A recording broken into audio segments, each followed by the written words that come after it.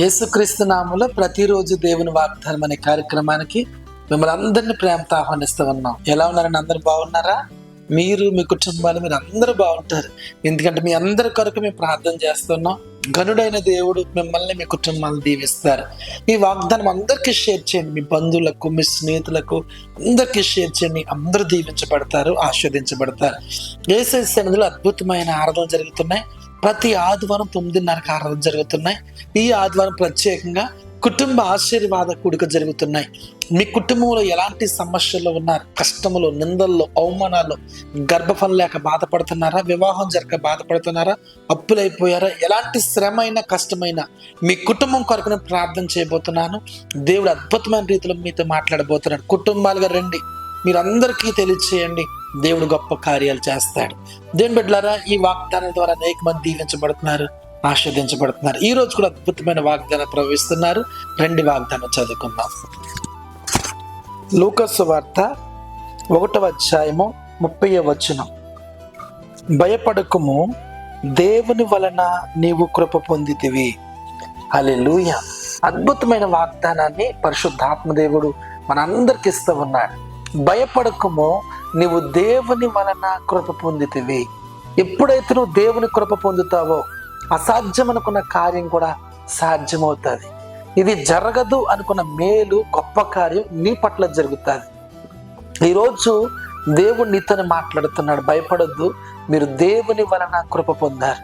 ఎలాంటి శోధన అయినా, ఎలాంటి కష్టమైనా, ఎలాంటి ఇబ్బంది అయినా దేవుడు నీ జీవితాన్ని పూర్తిగా మార్చి అద్భుతాల్లోకి, ఆశ్చర్య కార్యాల్లోకి నడిపించబోతూ ఉన్నాడు. దావీదుతో దేవుడు మాట్లాడి నీకు శాశ్వతమైన కృప చూపిస్తాను దావీదు అని చెప్పాడు. ఆ కృప ఏం చేసిందంటే గొర్రెల దొడ్లో ఉన్న దావీదును సింహాసనం ఎక్కించింది దేవుని కృప. ఈరోజు కష్టంలో, నష్టంలో, వేదనలో, దుఃఖంలో, అప్పుల్లో, రుణాల్లో నిన్ను ఒక ఉన్నతమైన స్థితికి తీసుకుని వెళ్ళేది దేవుని కృప. ఆ కృప ఈ రోజు నువ్వు పొందుకున్నావు. దేవునికి స్తోత్రం.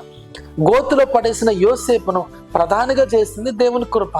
ఈరోజు ఎలాంటి శ్రమలో ఉన్నావు, ఎలాంటి ఇబ్బందులు ఉన్నావు, గర్భఫలం లేదు, వివాహం లేదు, శ్రమలు, దుఃఖము, అనారోగ్యం, బలహీనత, ఆ గోతులోంచి దేవుని తీసుకుని వచ్చి ఒక ఉన్నతమైన స్థితిలో నిలబెట్టేది దేవుని కృప. అందుకంటున్నాడు, భయపడొద్దు, నువ్వు దేవుని వలన కృప పొందావు. హల్లెలూయా. నీ శ్రమ, నీ కష్టం, నీ వేదన దేవుడు చూశాడు. గొప్ప ఆశీర్వాదం, దీవెన, సంతోషాన్ని పరిశుద్ధాత్మ దేవుడు ఇవ్వబోతున్నాడు. ఈరోజు ఎక్కడుండి మాటలు వింటున్నారో, ఒకవేళ నా జీవితం అయిపోయింది అనుకుంటున్నావా, ఇక నాకు కన్నీళ్ళే అనుకుంటున్నావా, ఇక నాకు ఈ దుఃఖమే అనుకుంటున్నావా, భయపడొద్దు, మీరు దేవుని వల్ల కృప పొందారు. గొప్ప కార్యం చూడబోతున్నావు, ఆశ్చర్యమైన కార్యం చూడబోతున్నావు. ప్రతి ఒక్కరి వాగ్దానం వింటున్న వారు దేవుని కృపతో నింపబడి గొప్ప గొప్ప కార్యాలు చూడబోతూ ఉన్నారు. నీ వ్యాపారంలో, నీ ఉద్యోగంలో, అన్ని కోణాల్లో దేవుని కృపను చూడబోతున్నాం. ప్రార్థన చేసుకుందాం. ప్రేమగల తండ్రి, పరిశుద్ధుడా, నీకు వందనాలు. భయపడకండి, మీరు దేవుని వల్ల కృప పొందారన్న ప్రభువా. ప్రతి బిడ్డ యేసు నామములో దీవించబడాలి, ఆశీర్వదించబడాలి, గొప్ప కార్యాలు చూడాలి. యేసయ్య నీకు స్తోత్రాలు. సుశీల, నీ గర్భాన్ని దేవుడు తెరుస్తున్నాడు. అద్భుతమైన కార్యం చూడబోతూ ఉన్నావు. దేవుని వల్ల కృప పొందబోతున్నావు. ఎస్తేర్ దీనిని దర్శిస్తున్నాడు. ఇప్పుడే గొప్ప కార్యాన్ని నీ జీవితంలో చేయబోతున్నాడు. పద్మజ, దేవుడు ఇప్పుడే తాకుతున్నాడు. నీకున్న ప్రతి సమస్యలు విడుదల పొందుకుంటున్నావు. దేవుడు గొప్ప కార్యం చేయబోతున్నాడు. యేసు నామములో ఉన్నతమైన కార్యాలు నువ్వు చూడబోతున్న వేస్తున్నామలో ఒక్కొక్కరిని దర్శించండి ప్రభువా. నీ కృపతో నింపమని అడుగుచున్నారు. భాగ్యవతి, ఇప్పుడే ప్రభు తాకుతున్నాడు. ఆయన కృప నీ మీదకి దిగి వస్తున్నాయి. ఎవరు గర్భఫలం లేక ఏడుస్తూ ఉన్నారు, బాధలు ఉన్నారు, మీరు దేవుని వల్ల కృప పొందబోతున్నావు.